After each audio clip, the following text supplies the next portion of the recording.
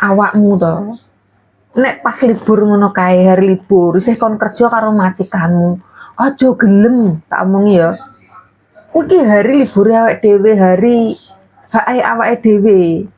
24 jam lho cah asine kuwi nek awakmu wani ngomong ya. Enek ngono kae ya, mbak-mbak sing kondel ya. Biasanya cah Filipin ngono kae. Malah turu nang njaba esoke lagi balik. Wong 24 jam.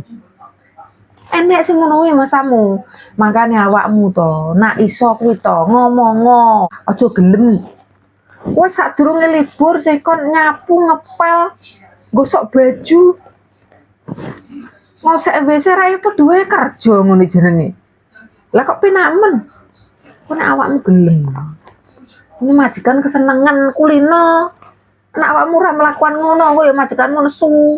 Makanya dari awal, mulai kontrak kerja, mulai kerja awal lho.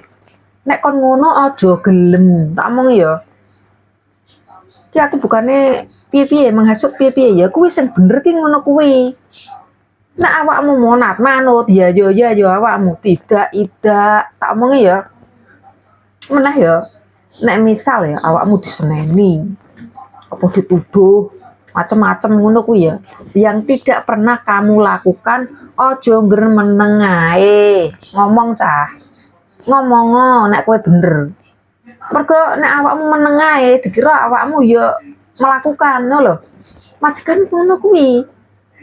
Majikan Hongkong ora perlu mbok wedeni. Nek misal awakmu bener ngomong cah.